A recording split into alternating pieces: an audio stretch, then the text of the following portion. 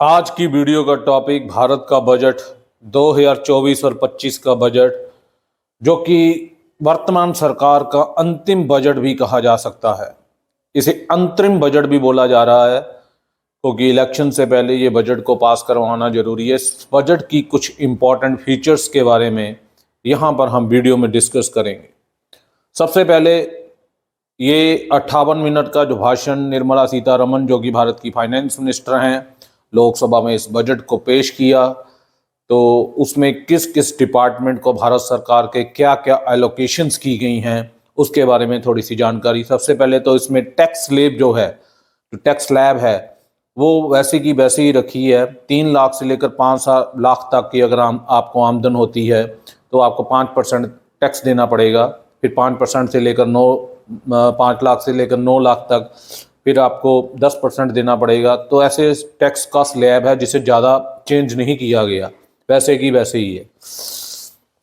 दूसरी जो इम्पोर्टेंट इसमें बात है वो सोलर सिस्टम के ऊपर उन्होंने फोकस किया है कि जितने भी घर सोलर सिस्टम से होंगे उन्हें 300 यूनिट जो है उसको फ्री किया जाएगा, जो सोलर पैनल से लैस होंगे घर।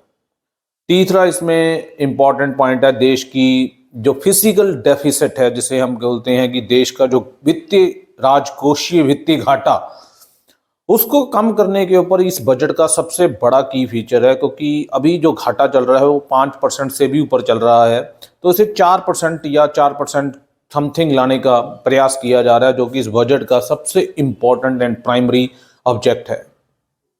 सेना के लिए यहाँ पर देश की डिफेंस में यहाँ पर बजट को बढ़ाया गया है, चाहे उसे मॉडर्नाइज करने की बात है, सैनिकों की सैलरी है, सैनिकों की पेंशन है, तो हर डिपार्टमेंट में बजट को वहाँ पर कुछ पैसा ज़्यादा ही दिया है एज़ कम्पेयर टू पिछला बजट। उसके बाद एग्रीकल्चर में सेम का सेम है, कोई ज़्यादा प्रोग्रेस नहीं है। MSP को वहीं का वहीं रखा हुआ है। 6000 रुपीज़ किसानों को वैसे की वैसे ट्रांसफ़र किए जाएंगे उनके खाते में, तो वहाँ पर कोई इतना ज़्यादा फोकस नहीं है। वंदे मातरम ट्रेन के लिए 40,000 नई जो बोगियाँ हैं, डिब्बे हैं, उनको हरी झंडी दे दी गई है कि रेलवे जो है आने वाले समय में वंदे मातरम जो ट्रेन है वो ज़्यादा चलेगी। उसके बाद जो महिला दीदी करके एक स्कीम है जिसमें 3 करोड़ महिलाओं को अब टारगेट, पहले 2 करोड़ महिलाएं थी, इसमें अब 3 करोड़ महिलाओं को टारगेट किया गया कि उन्हें लखपति बनाना है, तो उन्हें कुछ लोन दिया जाएगा। वो कुछ डॉक्यूमेंट्स अगर जमा कराते हैं तो उनको ये लोन दिया जाएगा। देश में 390 से ज़्यादा यूनिवर्सिटीज़ खोली गई हैं, 15-16 एम्स के हॉस्पिटल्स खोले गए हैं। तो वहाँ पर स्किल्ड युवा इंडिया जो है उसमें भी यहाँ पर बजट में एलोकेशंस की गई है। मेडिकल कॉलेज को ज़्यादा से ज़्यादा खोला जाएगा मोदी सरकार के द्वारा। और इस बजट में फिजिकल डेफिसिट मैंने आपको पहले ही बता दिया गया है, उसको कम किया जाएगा।